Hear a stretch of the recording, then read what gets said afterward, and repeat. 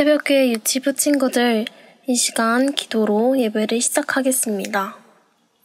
사랑이 많으신 하나님, 오늘도 저희에게 주일을 허락하심에 감사합니다. 코로나로 인해 교회가 아닌 집에서 예배를 드리고 있지만 우리 유치부 친구들이 각자의 자리에서 기쁜 마음으로, 감사하는 마음으로 온 마음 다해 예배 드리길 원합니다. 이제 말씀을 듣습니다. 이 시간도 하나님께서 지혜를 주셔서 말씀의 깨달음을 얻고 하나님을 더욱더 알고 하나님과 가까워지는 그런 소중한 시간이 되게 해주세요. 마치는 시간까지도 저희와 함께 해주실 줄 믿습니다. 이 모든 말씀 살아계신 예수님의 이름으로 기도드립니다. 아멘. 여러분 안녕하세요. 김경중 선생님이에요. 오늘은 모세가 하나님에게서 받은 10계명 중에 마지막 계명, 탐내지 말라라는 말씀을 살펴보도록 해요. 탐내지 말라라는 것은 욕심을 부리지 말라는 것이에요. 욕심은 탐심과 똑같은 말이에요. 이것은 나에게는 없는 좋은 것들이 다른 사람들에게 있다고, 그것을 욕심내거나 부러워하지 말라라는 말씀이에요. 그런데 하나님께서 욕심을 내지 말라라고 하신 것이 장난감이나 돈이나 멋진 집 같은 것들만 있을까요? 하나님께서는 그거보다 더 중요한 말씀을 하고 계시답니다. 우리 인간들은 태어날 때부터 하나님께 범죄함을 가지고 태어난다고 하셨어요. 범죄함이라는 것은 죄가 있다는 것이에요. 그 죄라는 것, 범죄함이라는 것은 우리 모든 사람들이 다 하나님처럼 되고 싶어 한다는 것이에요. 하나님이 가지고 계신 멋진 능력들, 하나님께서 사람들에게 받는 찬송과 영광, 이런 것들을 욕심내고 탐낸다는 것이에요.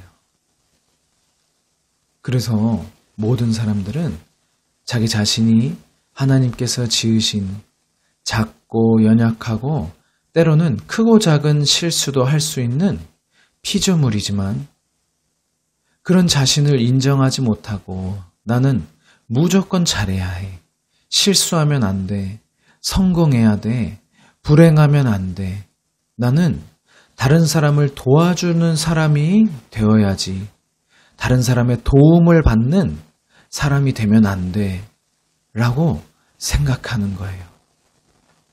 그래서 모든 사람들은 더 멋지고 더 유명하고 더 대단한 사람이 되고 싶어 하는 것이에요.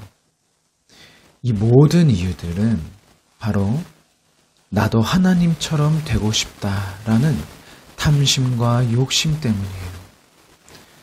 이 모든 세상의 왕이신 하나님의 그 자리를 욕심내는 것이에요. 그래서 이 욕심 때문에, 이 탐심 때문에 모든 사람들은 자신이 하나님께로부터 받은 능력과 힘을 예수님처럼 사용하지 못한답니다. 예수님처럼 자신이 가지고 있는 능력과 힘을 사용한다는 것은 무엇일까요? 그것은 단 1초도 빼먹지 않고 오직 하나님의 뜻과 마음과 눈물을 생각하면서 하나님의 백성들을 위해 온 힘을 다해 살아가는 것이에요. 우리 유치부 친구들 중에서 이렇게 오직 다른 친구들, 다른 이웃들, 다른 사람들을 위해서 자신의 모든 것을, 심지어는 자신의 명예와 목숨까지도 양보하고 공짜로 내어놓을 수 있는 친구들이 있나요? 예수님께서는 자신의 가족들, 친구들, 이웃들만을 위해 자신의 모든 것을 희생하신 분이 아니에요. 예수님께서는 이 세상의 왕으로서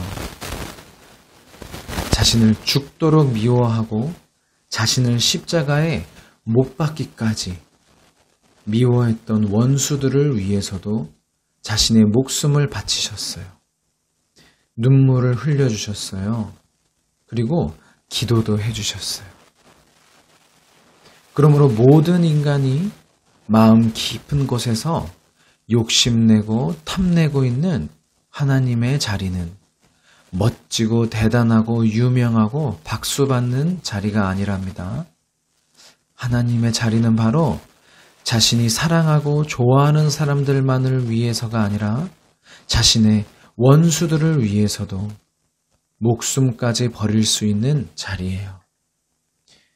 이런 십자가 예수님을 만나고 사랑하게 된다면 이제 그 사람은 자신만을 위해 살아가고 싶은 마음, 자신만을 자랑하고 싶은 마음, 자신만 칭찬받고 싶은 마음, 하나님처럼 되고 싶어 했던 탐심과 욕심을 점점 버릴 수 있게 된답니다. 그리고 예수님께 받은 사랑을 늘 생각하고 떠올리면서 자신 안에 남아있는 욕심과 탐심을 이기기 위해 싸워나가는 것이에요. 예수님께서는 우리 혼자 외롭게 싸우도록 두시지 않는답니다.